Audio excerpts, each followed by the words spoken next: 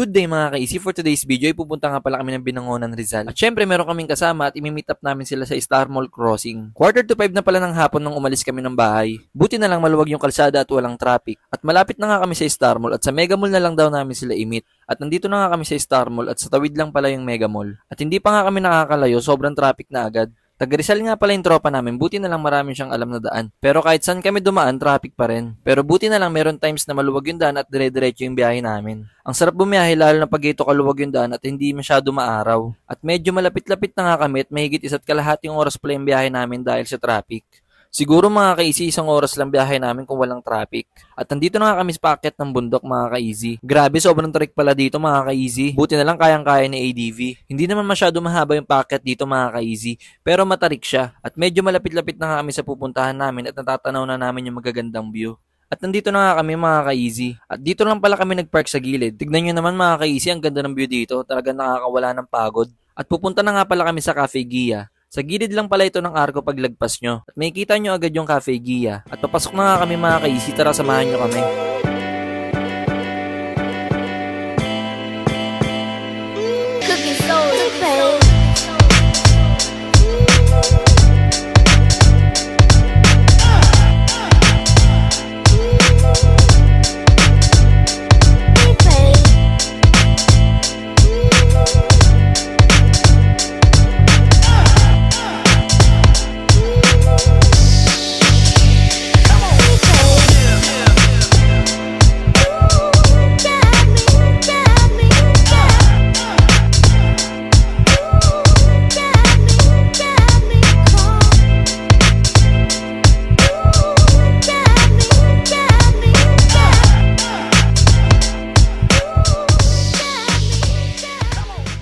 At sunod na pala kaming order mga ka-easy at orderin namin yung specialties nila. Tignan natin kung masarap ba yung pagkain nila dito. At ipapakita ko pala yung mga menu nila para may idea kayo.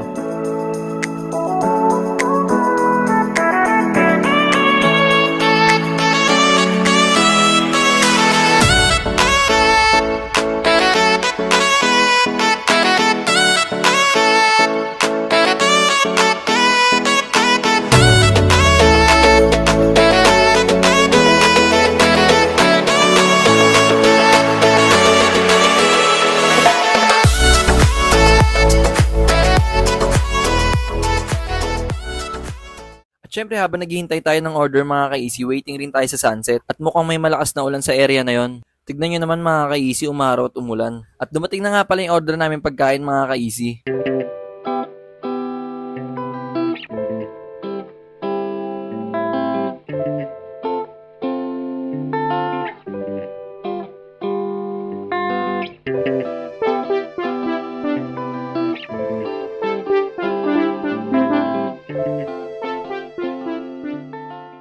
Inabot na nga kami ng gabi mga ka-easy at ang sarap ng simoy ng hangin. Ang sarap tumambay dito hanggang mamaya kaso kailangan na naming umuwi. Tignan nyo naman mga ka-easy, ang dami pa nagdadatingan. Sa mga pupunta dito talagang hindi kayo magsisisi, talagang maganda at sulit yung punta nyo dito. At palabas na nga kami at pababa ng bundok. Grabe mga ka-easy, nakakatakot bumaba dito, sobrang dilim. At pag bumaba kayo dito mga ka-easy, talagang alalay lang sa brake. At sa wakas nakababa na rin kami.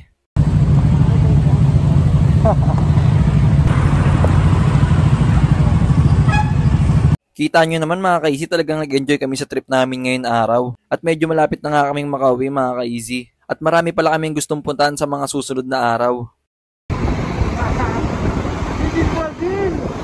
At kung umabot ka sa dulo ng video ito, maraming salamat sa panonood. Please like, share, and subscribe to our Facebook page and YouTube channel. See you on our next vlog. Peace!